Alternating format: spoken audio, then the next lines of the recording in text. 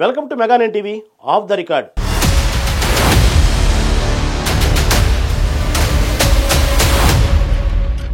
ఆ నియోజకవర్గంలో ఎమ్మెల్యేతో పాటు ఆయన కొడుకు కోడలు జల్లెడ పట్టేస్తున్నారు. ప్రతి ఇంటికి వెళ్ళి మేమున్నామంటూ భరోసా ఇస్తున్నారు.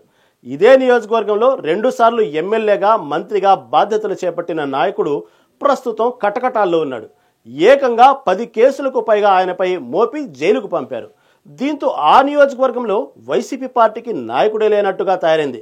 దీంతో తెలుగుదేశం పార్టీ స్పీడ్ పెంచింది. నియోజకవర్గంలోని అన్ని గడపలను తొక్కి అందరూ సమస్యలు తీర్చాలన్న ఉద్దేశంతో ఎమ్మెల్యే, ఆయన కుమారుడు, ఆయన కోడలు అందరూ కూడా నియోజకవర్గంలో చక్కర్లు కొడుతున్నారు. ఇక వైసీపీకి పూర్తి స్థాయిలో క్యాడర్ లేకుండా చేయటమే ధ్యేయంగా ఫ్యామిలీ మొత్తం నియోజకవర్గంలో తిరగడం విశేషం.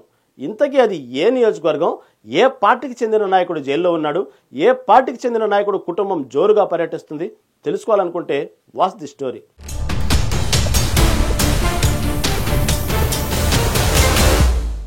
ఉమ్మడి నెల్లూరు జిల్లాలోని సర్వేపల్లి నియోజకవర్గం గురించి ప్రత్యేకంగా చెప్పనవసరం లేదు. ఎందుకంటే వేల కోట్ల రూపాయలను ప్రభుత్వ ఖజానాకి తీసుకొచ్చే అద్భుతమైన వనరులు ఉన్న నియోజకవర్గం.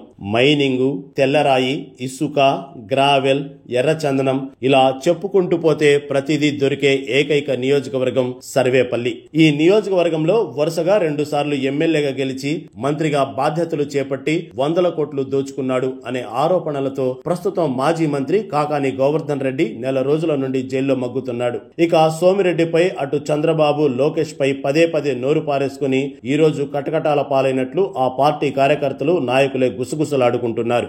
మాజీ మంత్రి సోమిరెడ్డి ఫోటోలు మార్ఫింగ్ చేసి అసభ్యకరమైన ఫోటోలతో స్వయంగా మంత్రి కాకాని గోవర్ధన్ రెడ్డి సోషల్ మీడియాలో ఎన్నో సందర్భాల్లో ఫార్వర్డ్ చేశారు. అలాగే పొదలకూరు మండలంలో అక్రమ మైనింగ్ లో 100 కోట్లు సంపాదించాడని ఆరోపణలు ఉన్నాయి. ఇదంతా ఒక ఎత్తైతే ఏకంగా అధికారంలో ఉన్నప్పుడు కృష్ణపట్నం పోర్టు ఏరియాలో సొంత టోల్ గేట్స్ ఏర్పాటు చేసి దాదాపు 40 కోట్ల పైగా దోచుకున్నాడని ఆరోపణలు ఉన్నాయి. ఇలా చెప్పుకుంటూ పోతే ఏకంగా 10 కేసులకు పైగా కాకానిపై ఉండటం విశేషం. దీంతో కాకాని గోవర్ధన్ రెడ్డిని అరెస్టు చేసి నెల్లూరు సెంట్రల్ జైల్లో పెట్టారు. సోమిరెడ్డి చంద్రమోహన్ రెడ్డి, ఆయన కుమారుడు, కోడలు ఇలా ప్రతి ఒక్కరూ నియోజకవర్గంలోని ప్రతి గడప తొక్కి ఏమైనా సమస్యలు ఉన్నాయా అని తెలుసుకుని వెంటనే పరిష్కరిస్తున్నారట. అదేదో సామెత ప్రకారం ఇల్లు కాలి ఒకడు ఏడుస్తుంటే ఎలుక ఎక్కిరించిందని మరొకరు ఏడ్చారంట. అలాగుంది సర్వేపల్లి నియోజకవర్గ పరిస్థితి.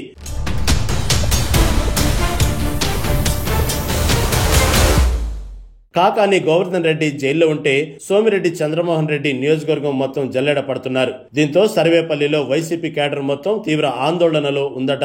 ఏకంగా తమ నాయకుడినే జైల్లో పెడితే తమ పరిస్థితి ఏమిటని అయోమయంలో ఉన్నారట. జైలుకు పోకముందు కాకాని నానా హంగామా సృష్టించారు. దమ్ము ధైర్యం ఉంటే వచ్చి అరెస్టు చేసుకోండని, పారిపోయే పరిస్థితి లేదని, రండి తేల్చుకుందామని నానా హంగామా చేశారు. తీరా పోలీసులు అరెస్టు చేస్తారు అన్న సమాచారంతో ఏకంగా 56 రోజులు అజ్ఞాతంలోకి వెళ్లిపోయారు. ప్రతినిత్యం మాజీ మంత్రి సోమిరెడ్డిని టార్గెట్ చేసుకుని అసభ్య పదజాలంతో మీడియా ముందు రచ్చరచ్చ చేసేవాడు కాకాని గోవర్ధన్ రెడ్డి. దీంతో సోమిరెడ్డి ఎన్నో రాత్రులు నిద్ర లేకుండా తీవ్ర మదన పడ్డాడట. సోమిరెడ్డితో పాటు ఆయన కుటుంబ సభ్యులను కూడా కాకాని టార్గెట్ చేయడంతో సోమిరెడ్డి తీవ్ర ఆవేదన చెందేవాడట. ఎట్టకేలకు కాకాని జైలుకు పోవడంతో సోమిరెడ్డి చంద్రమోహన్ రెడ్డి ప్రశాంతంగా ఉన్నాడంట. చేసిన తప్పు ఎవరైనా అనుభవించాలని, కర్మ ఫలితం అనుభవించి తీరాల్సిందేనని చంద్రమోహన్ రెడ్డి పదే పదే చెబుతూ ఉండేవాడు. ప్రస్తుతం అదే జరిగిందని, సోమిరెడ్డిపై అనవసరంగా దుష్ప్రచారం చేసి కోట్ల రూపాయలు దోచుకున్నాడని ఆరోపణలు చేసి హిజ్రాలతో దాడి చేయించాలని చూసిన కాకానికి సరైన గుణపాఠం ఆ దేవుడే చెప్పాడని సర్వేపల్లి నియోజకవర్గంలోని టీడీపీ క్యాడర్ అంటుంది. కాకానిపై ఉండే కేసులను చూస్తే బహుశా 4-5 నెలలు జైల్లోనే ఉండే అవకాశం ఉంది. అక్రమ మైనింగ్ కేసు, పేలుడు పదార్థాలు కలిగి ఉన్నాడు అనే కేసు, SC/ST అట్రాసిటీ కేసు, సొంతగా టోల్గేట్స్ పెట్టి అక్రమంగా కోట్ల రూపాయలు వసూలు చేశాడనే కేసు, సోమిరెడ్డిపై అసభ్య పదజాలంతో సోషల్ మీడియాలో దుష్ప్రచారం చేశాడనే కేసు, ఓ ఎంపీ సంతకం ఫోర్జరీ చేశాడనే కేసు, ఇలా చెప్పుకుంటూ పోతే 10 కేసులకు పైగా ఉన్నాయి. మరి ఈ కేసులన్నీ ఒక కొలిక్కి వచ్చి కాకానికి బెయిల్ రావాలంటే ఎన్ని నెలలు పడుతుందో వేచి చూడాలి మరి.